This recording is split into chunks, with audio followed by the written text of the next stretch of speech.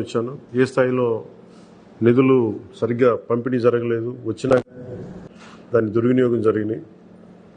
ఈ పరిస్థితుల్లో కూటమి ప్రభుత్వం చాలా చిత్తశుద్ధితోటి ఈ పంచాయతీరాజ్ వ్యవస్థని బలోపేతం చేయాలి అని చెప్పి చాలా బలమైన నిర్ణయం తీసుకున్నాం. దాంట్లో భాగంగానే 3 కీలకమైన నిర్ణయాలు తీసుకున్నాం. ఒకటి, ఆగస్టు 15 ఈ జెండా పండుగకి సంబంధించి. 2, మనకి జాతీయ ఉపాధి హామీ పథకానికి సంబంధించి ఒకటే రోజున 13,326 పంచాయతీల్లో గ్రామసభ తీర్మానాలు జరగాలి. ఆ దిశగా అడుగులు వేస్తా ఉన్నాం. ఈ గ్రామసభ తీర్మానం అంటే ఏంటంటే, జాతీయ ఉపాధి హామీ పథకం ద్వారా వచ్చే కేటాయించిన పనులకు కానీ నిధులకు కానీ ఆ ప్రజాప్రతినిధులు, ఆ ఎమ్మెల్యేలు కానీ, గ్రామ సర్పంచులు కానీ, పంచాయతీ సర్పంచులు కానీ, ఆ పంచాయతీలో ఉన్న ప్రజలు కూడా అందరూ ఏకగ్రీవంగా అంటే ఏ పనులు జరగాలి, జాతీయ ఉపాధి హామీ పథకానికి సంబంధించిన ఆ పనులకి మన గ్రామాల్లో ఏ పనులు జరగాలి, ఏ పనులకి ఆ నిధులు కేటాయించాలి, ఈ దృష్టిలో గ్రామసభ తీర్మానం జరుగుతుంది. విడివిడిగా కాకుండా ఒకటే రోజున 13,326 పంచాయతీల్లో ఒకటే రోజున గ్రామసభ తీర్మానాలు జరగాలని కీలకంగా ఆదేశించడమైనది. ఆ విధంగా ముందు ఒకటి చేస్తా ఉన్నాం. రెండవది, జల్ జీవన్ మిషన్. అంటే ప్రతి ఇంటికి కుళాయి అనేది ప్రధానమంత్రి గారి ఆకాంక్ష, ఆశయం. ఏ ప్రభుత్వం కనీసం మానవ హక్కు ఇది. అలాంటి జల్ జీవన్ మిషన్కి సంబంధించి గత 5 సంవత్సరాలుగా ఎక్కడ కూడా సంతృప్తికరంగా గత ప్రభుత్వం చేయలేదు. రాష్ట్రంలో గ్రామీణ తాగునీటి సరఫరా ఇది అసలు ఏ స్థాయిలో ఉంది? ఉదాహరణకి జల్ జీవన్ మిషన్ కింద ఒక దాదాపు 27,000 కోట్లు ఖర్చు చేయాల్సి వస్తే గత ప్రభుత్వం 4,000 కోట్లే ఖర్చు చేస్తుంది. ఆ 4,000 కోట్లు ఖర్చు కూడా పెట్టిన విధానం ఏ స్థాయిలో ఉంది? నిజంగా నీటి సరఫరా అవుతుందా? ఉదాహరణకి చాలామంది ఎమ్మెల్యేలు అందరూ కూడా నా దృష్టికి తీసుకొచ్చినా కూడా నాకు వాళ్ళు ఇచ్చే ఈ పిటిషన్స్ కానీ ఇవన్నీ కూడా ఏం తెలియజేస్తున్నాయంటే, పంచాయతీల్లో కానీ గ్రామాల్లో కానీ జేజే మిషన్ కింద పైప్ లైన్లు వేశారు, కానీ దానికి ఆ నీటి సరఫరా ఉండే ఇది లేదు, దానికి వాటర్ సోర్స్ లేకుండా పైప్ వేసి వెళ్ళిపోయారు. అంటే దీని వెనక ఏమనిపించిందో, నిజంగా ఏదైనా వీళ్ళు డబ్బులు చేసుకోవడానికి పైప్ లైన్లు వేసి వదిలేశారన్నది ఆలోచన వచ్చి దాని మీద ఏం ఆదేశించాం పంచాయతీరాజ్ శాఖ ఉన్నతాధికారులందరినీ ఏంటంటే, అసలు రాష్ట్రంలో గ్రామీణ తాగునీటి సరఫరా పరిస్థితి ఎలా ఉంది, ఎన్ని గ్రామాలకి పైప్ లైన్స్ బాగున్నాయి, నీటి సరఫరా స్థాయి ఎలా ఉంది, రోజుకి ఎన్ని లీటర్లు నీళ్ళు వస్తున్నాయి, అలాగే ప్రస్తుత పరిస్థితి తెలుసుకోవడానికి దాదాపు ఒక 12 అంశాల మీద మేము సర్వే చేయమని ఆదేశించాం. దీన్ని పల్స్ సర్వేగా మీ దృష్టికి తీసుకొస్తున్నాం. ఇది పల్స్ సర్వే చేపడుతున్నాం. దీంట్లో వచ్చిన డేటా ఆధారంగా జల్ జీవన్ మిషన్ని కూటమి ప్రభుత్వ ఆధ్వర్యంలో అత్యంత పకడ్బందీగా ప్రణాళిక రచన చేయడానికి ఈ సర్వే నిర్వహిస్తున్నాం. ఒకసారి ఈ డేటా పాయింట్స్ అన్ని రాగానే ఏ పంచాయతీల్లో నీళ్లు వస్తున్నాయి, ఏ పంచాయతీల్లో పైప్ లైన్లు డ్యామేజ్ అయినాయి, అసలు గత ప్రభుత్వం చేసిన 4,000 కోట్ల రూపాయల ఖర్చు నిజంగా ఆ ఉద్దేశింపు పనులకి జరిగిందా లేదా, వీటన్నిటిని కూడా ఈ పల్స్ సర్వేలు మనకి తెలిసి వస్తాయి. దీని సమూలంగా ప్రజలందరికీ సమీప భవిష్యత్తులో తెలియజేస్తాను. అలాగే గ్రామ పంచాయతీలు, పంచాయతీరాజ్ వ్యవస్థ బలోపేతం కావాలంటే సర్పంచ్ వ్యవస్థ చాలా కీలకమైంది. గత ప్రభుత్వం పంచాయతీ ఎన్నికలు సరిగ్గా నిర్వహించలేకపోవడం వల్ల మనకు నిధులు రాలేకపోయినాయి. చాలాసార్లు మేము అధికారంలోకి రాకముందు పంచాయతీ మనకి సర్పంచ్లందరూ మా దృష్టికి తీసుకొచ్చింది ఏంటంటే, కనీసం మాకు బ్లీచింగ్ పౌడర్ కూడా మాకు కొనుక్కునే డబ్బులు లేవు మా దగ్గర. వాళ్ళ అకౌంట్లో పడ్డా కానీ డబ్బులు ఈ ప్రభుత్వం ఈ డిస్కౌంట్స్ అని చెప్పి డబ్బులు తీసేసుకున్నారు.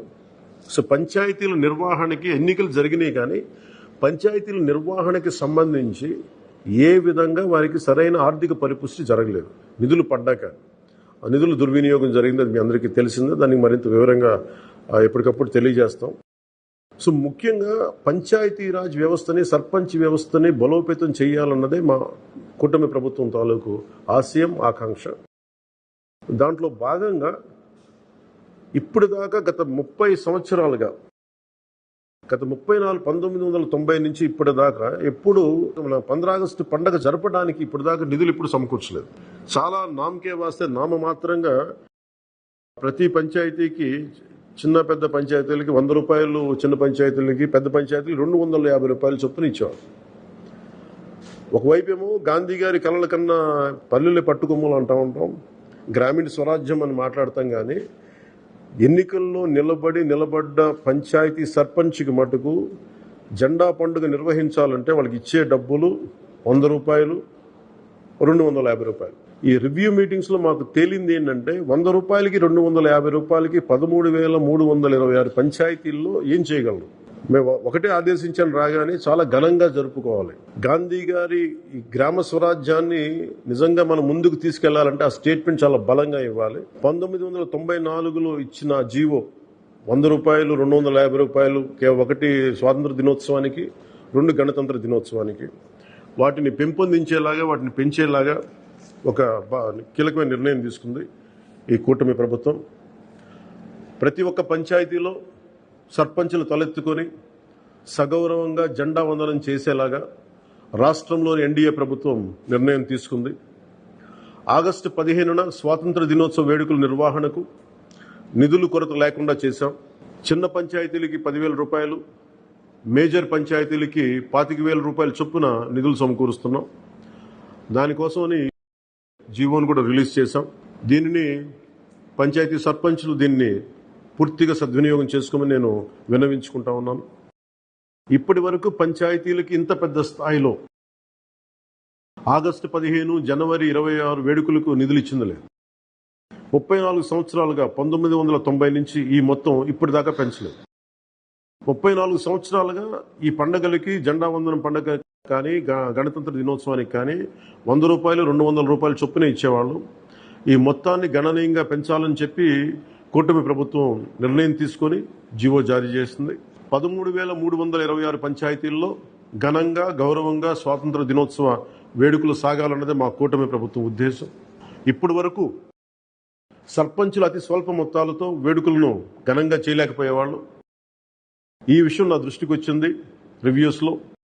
దీనిపైన ఉన్నతాధికారులతో మాట్లాడి ఏ దశలోనూ ప్రజలు ఎన్నుకున్న సర్పంచుల ఆత్మగౌరవం తగ్గకుండా దేశంలో పవిత్రమైన 15 ఆగస్టు గణతంత్ర వేడుకలు గర్వంగా చేసుకునేలాగా, సగర్వంగా చేసుకునేలా చర్యలు తీసుకొని చాలా స్పష్టంగా ఆదేశాలు ఇచ్చాను. ఆ దిశగానే నిర్ణయం చేశాం.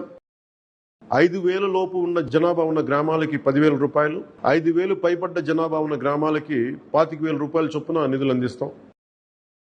గాంధీ మహాత్ములు కలలుగన్న గ్రామ స్వరాజ్యం సిద్ధించాలన్నదే మా కూటమి ప్రభుత్వం తాలూకు తపన, ఆకాంక్ష. అందులో భాగంగానే పంచాయతీలకి తీర్చిదిద్దే ప్రక్రియకు శ్రీకారం చుట్టాం. ఈ ఆగస్టు 15 నుంచి పారిశుద్ధ నిర్వహణ, రక్షిత తాగునీటి సరఫరా, మౌలిక వసతులతో కల్పనతో గ్రామాల సర్వతోముఖాభివృద్ధి దిశగా అడుగులు వేస్తున్నాం. గౌరవ సర్పంచులందరికీ నా విజ్ఞాపన, ప్రభుత్వం నుంచి విన్నపం, ఆగస్టు 15 నాటి వేడుకల్లో అందరి భాగస్వామ్యం ఉండాలి. పంచాయతీ పరిధిలోని పాఠశాలల్లో వ్యాసరచన, క్విజ్, డిబేట్ పోటీలు, క్రీడా పోటీలు నిర్వహించాలని కోరుకుంటా ఉన్నాం.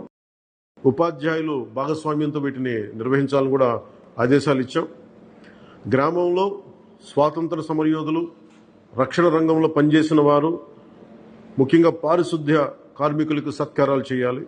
గౌరవ ప్రధానమంత్రి గారు ఇప్పుడు కూడా పారిశుద్ధ్య కార్మికులకు ఏ స్థాయిలో గౌరవించారో అందరికీ తెలిసిందే. రాష్ట్ర ఎన్డీఏ ప్రభుత్వం కూడా ఆ దిశలోనే గౌరవ ముఖ్యమంత్రి శ్రీ నారా చంద్రబాబు గారి ఆధ్వర్యంలో పారిశుద్ధ్య కార్మికులకు అదే గౌరవం ఇవ్వడం జరుగుతుంది. సో ఈ విధంగా మేమందరం బలంగా, చాలా కీలకంగా పనిచేస్తూ ముందుకెళ్తున్నాం. దీని అందరికీ ప్రజలందరూ ఆశీస్సులు కావాలి. సర్పంచ్ వ్యవస్థని, పంచాయతీరాజ్ వ్యవస్థని బలోపేతం చేసే విధంగా ఈ ప్రభుత్వం ఉంటుందని మీ అందరికీ తెలియజేసుకుంటూ, ఒకే ఒక విన్నపం, ఇది పర్యావరణానికి పరిమితులకు లోబడి పర్యావరణం పరిరక్షించేలా ఈ పండుగ ఉండాలి. ప్లాస్టిక్ వాడటం కంటే కూడా జెండాలకి ఆల్టర్నేట్గా ముఖ్యంగా మన చేనేత జెండాలు ఏదైనా వాడండి. అలాగే ఇప్పుడు నేను పెట్టుకుంది కూడా పర్యావరణానికి హాని కలిగించింది. ఇది దీంట్లో సీడ్ ఉంటుంది, దీంట్లో ప్లాంట్ అని చెప్పి ఒక సంస్థ ఏదో ఉంది, వాళ్ళు ఇచ్చింది. మేము ఈ స్థాయిలో మీకు దొరికినంత దాంట్లో పర్యావరణాన్ని పరిరక్షించేలాగా ప్లాస్టిక్ మన జెండా పండుగ అని చెప్పి ప్లాస్టిక్ అంతా రోడ్ల మీద పడేస్తాం. అలా కాకుండా చాలా బాధ్యత తొందరగా జరుపుకోవాలి అని తెలియజేసుకుంటూ సెలవు తీసుకున్నాను. జై హింద్.